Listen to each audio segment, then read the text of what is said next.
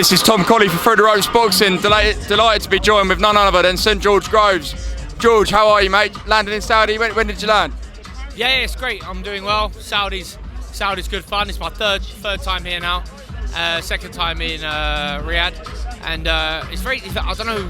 I can't really remember. Last time I was here was Joshua Ruiz, and it feels very different now. It feels bigger. It's more exciting, to be honest. You've obviously been involved in huge fights yourself in your career, with obviously the one that stands out, Froch at Wembley. Can you remember the fight where we build up for that, and then obviously seeing this? Does it feel a bit different out here in Saudi to what the build up might have been in the UK? Well, yeah, it will feel different, but obviously I had a personal connection to your own fight, so you feel like you're really in it. But this has big fight feel, and that's what my fight with Froch obviously had as well. Big fight feel, and just the people who are attracted to come out here.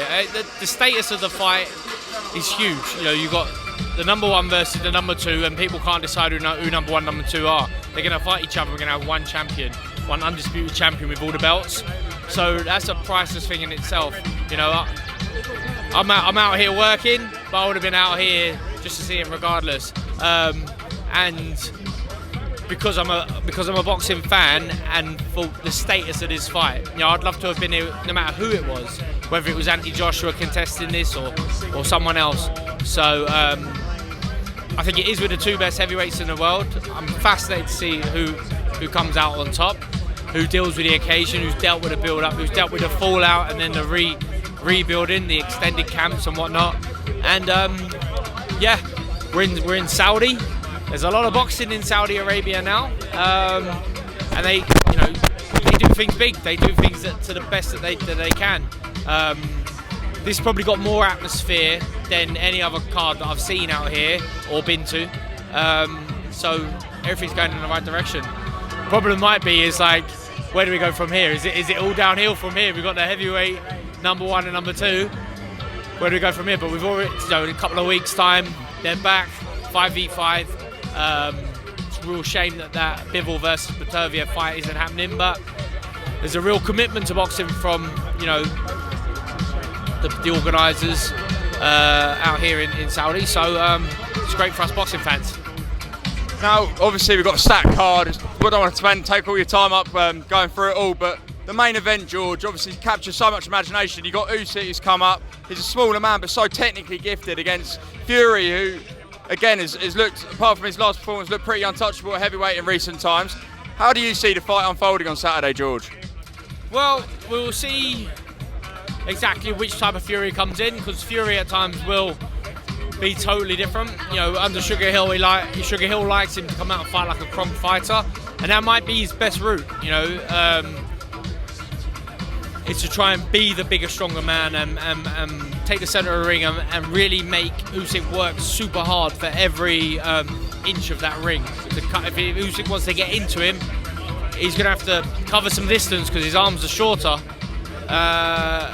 So if he comes out and he tries to boss it with a really authoritative jab and try and build that right hand into play, that might work well for him. Or he might decide, I'm going to try and, be a little bit more defensive, maybe a little bit more nimble on his feet, keep it long. He might chop and change throughout the fight. You'd imagine Usyk wants to do what he does well. The best Usyk doesn't come in the first round in terms of the pressure that he's going to apply. He dials it up round after round after round. It's an amazing ability that he has. He's a true 12-round fighter. Even if Fury seems to be holding his own in the first couple of rounds, that don't necessarily mean that that steam train that is Usyk isn't coming. So he doesn't want to give away any free shots, doesn't want to get hurt, he definitely don't want to get hit to the belly. But if he can keep going, keep pressing, keep them sharp feet, keep creating those angles, keep making Fury miss, and then when he's in range, Usyk has a fantastic ability to just keep touching you, keep hitting you, and then he'll land 3, 4, 5 punches. Maybe the 6th one's got power on it. That's a gift to be that comfortable in punching range. Even being a guy who's shorter, essentially shorter and lighter as well, smaller and lighter. So fascinating. Do you think that Usyk will be able to do what he normally does against his other opponents? We know he's had hundreds of bouts in the amateur as well, bigger guys, but Fury is that bit different. He's quite mobile, or very mobile for a man his size. Do you think there's going to be a problem for Usyk getting inside, or do you think he's that good that he'll figure anyone out? No, it will be a problem, absolutely, and we'll have to find out if Usyk can do it. I believe he can. You know, if you ask me who's going to win, I think Usyk wins. But you know, maybe he can't get past Fury's long arms. That's what we're tuned in for, aren't we? It is a bit of a pick 'em fight. I don't think there's anyone out there supremely confident now about who's going to win. You know, maybe a year ago people would have picked Fury regardless. But then since that Ngannou fight, and then since Usyk's kept winning, he's got that other win against Joshua, he's had that win against Dubois. Now people have got scratching their head about who's going to win this fight. So that's always the best fights, is when you don't actually know for certain who's going to win. What did you make? This has been quite a hectic fight week build-up. We saw John Fury, obviously, the incident that happened with him, and he's made some sort of statements about your mate Carl Froch, Tony Bellew. What have you made of that, George? Yeah, I saw the headbutt that John Fury did. I didn't see the stuff he said about Froch or Bellu. Froch and Bellu can give as good as they get, so if he started on them, I have no sympathy for either of those guys. I'm sure they can hold their own. The headbutt was a bit weird. You've overstepped the mark, in my opinion. That was disappointing.